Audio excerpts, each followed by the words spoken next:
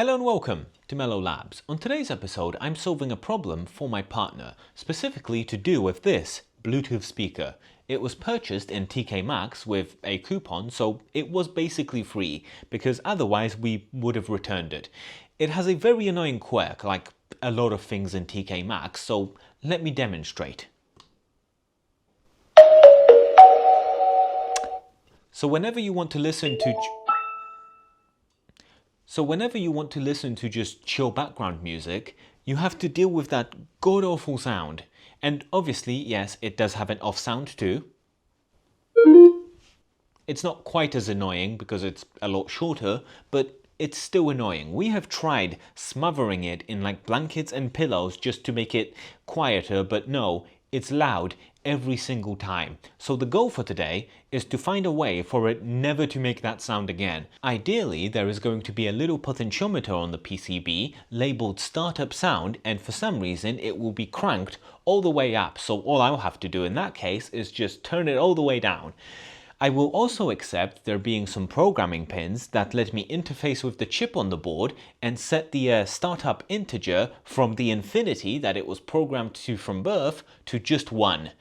If neither of those are the case, I'm going to have to figure out something else. Either way, I need to open it up.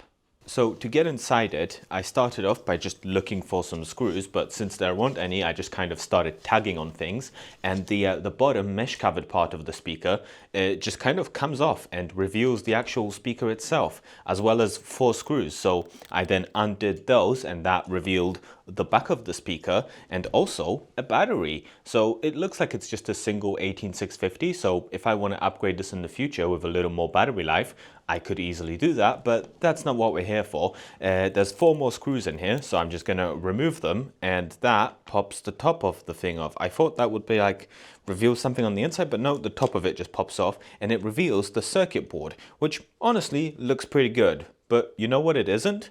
A circuit board from today's sponsor. JLCPCB has exactly what you're looking for, whether you're a beginner trying to make your very first PCB or a professional looking for more advanced options. JLCPCB has you covered. Need a simple board just to bring an idea to life? They can do that. Need something a little more serious, like a transparent flexible PCB with aluminum backing and V-Rin pad for space saving and an ENIG finish? Well, JLCPCB can handle that too. Getting started is super easy. Just click and drag your Gerber files into jlcpcb.com, select what options you'd like to use, and you get an instant quote. Now I know all of that might sound really expensive, but it really isn't. Because of JLCPCB's large scale, they can bring the savings down to you, and they pretty much always have some kind of deals or coupons going on. Like right now, you can get $30 off of a 6-layer PCB, which brings the starting price down to just $2. And if you're a new user and you click the link in my description, you can get $123 in new user coupons, which makes your first few routing mistakes a lot less painful. JLCPCB does everything in-house with strict quality control at every step, and you can see that progress in your dashboard as you're waiting for your order. And for more complex boards, they'll even x-ray them and send you the images so you can see that everything is placed correctly as it should be. Check out the links in my description, and when you think PCB, think JLCPCB. Easy, affordable, and reliable. So I had a closer look at the circuit board, and unfortunately there isn't a potentiometer. Bummer. There also aren't any programming pins, and I had a look online for the actual chip that's being used in the speaker, and Google has literally never heard of this. So I'm kind of screwed. I need to figure out a different way of doing this. So I poked around a little bit more, and I've discovered that under the little rubber foot on the mesh covered part of the speaker, if you remove the rubber foot, there is a screw under there, and if you unscrew that screw, there is literally nothing there. So I just put it back together. After a little more poking around, I have discovered that if I push down on the speaker cone and then turn it on, the startup sound is a lot quieter. However, I don't really want to finger my speaker every time I want to turn it on, so I'm gonna keep looking for a better way. After like a bunch more thinking time, I have come up with disconnecting the speaker. What if I add a push button that disconnects the speaker whenever it's pressed down, so that when we're turning it on, we just hold down the mute button, turn it on, wait for it to do the startup sound, and then we can just release the button, and hey presto, silent speaker turn on, right? The only problem was, after going through all the components I have available to me, I didn't actually have a button that like disconnects the circuit. I have a whole bunch of buttons that complete the circuit when you press them, however, none that will disconnect the circuit. So instead, I had some of these latching buttons that can be either on or off. So I thought, close enough. So I found the space on the inside of the speaker where I can have it on top and it doesn't interfere with the circuit board and is also relatively close to the speaker wires so that I can just solder them in. So I marked out where the button should be. Now, admittedly, at this point, I probably should have taken a second and thought about it and come to the conclusion that I should ask my partner before drilling holes in their property. Guess what I didn't do? Yeah, I just straight up drilled a hole in my partner's speaker without double checking with them. So for your own safety and security, maybe just double check before doing damage to your partner's property. In my case, it ended up being fine. But, you know, it's just courtesy. Just double check. Mellow top tip. Don't drill into your partner's property without checking with them.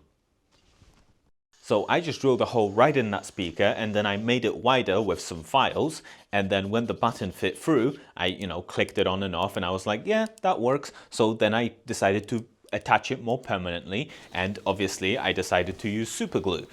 Unfortunately, I have like runny super glue, so when I tried attaching it, the glue would just run down into the button, seizing it completely so you couldn't actually press it down. So before it properly set, I just quickly removed it and hoped for the best, but the buttons weren't working. So I did like 3 rounds of this before I thought, you know what? This is actually not convenient. What if I just use a regular switch? Because with the button, it's actually really hard to tell when it's in the on position or the off position. If it was just a regular switch, then that's a little bit easier to tell. So I instead found a relatively small button. Granted, it did have a very long neck, but I can just trim that down later. So I widened the hole even more so that we can actually slide the switch left and right. And then I attached it with hot glue. At this point, I probably should have used my big brain energy and figured out that the sides of the switch are actually open, and when I put hot glue either side of the switch, some of the hot glue actually went inside the switch, and when I tried moving it left and right, it actually just kind of seized it. Luckily, I caught it just before the glue like solidified, so I was able to pick it out with some tweezers and just move it aside and make sure that the switch switches properly. And it was still a little bit rough, but I thought it was because of the long neck. So at this point, I clipped the neck to a more reasonable length, and then I sanded the edges down a little bit so that we don't, cut ourselves whenever we want to mute the speaker. But the switch still felt kind of it just didn't feel right. So I was like, maybe there's more glue in it. So I poked around a little bit more, but that wasn't it. So then I thought, what if I just put some 3-in-1 oil in it? And honestly, that solved it. Just like a drop of 3-in-1 oil and that baby is flicking super smooth. So problem solved. Now we can get into some soldering. So I grabbed a piece of wire, soldered it onto one of the switch terminals. I then desoldered one of the speaker wires and soldered it onto the other switch terminals. And then I grabbed the other wire that I soldered onto the switch onto the pad where I removed the speaker wire from. And now I have a speaker that I can disconnect from the motherboard just by flicking a switch. And now we can start putting it all back together. So I started off by putting the PCB back, putting the buttons on top of it, making sure that the buttons are in the right position so that I can actually press them and they work. Then I put the screws back in, then I put the speaker back in, and then I put those screws back in, and then I put the little plastic cover back in, and then noticed that it wasn't actually on the right way around because some of the screws weren't all the way tightened. So I removed that, and then I tightened the screws, and then I put it back, and it was fine, and it was finished. So now when we want to listen to just chill background music, we can turn the speaker off, turn it on without having to listen to the god-awful sound, wait for it to connect to Bluetooth, and just turn the speaker on again.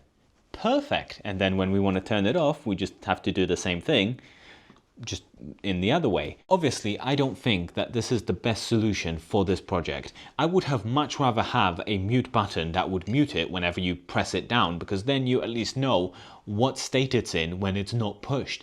In this case, I have to check what state the button is in before turning it on, because if I don't, I end up accidentally jump scaring myself.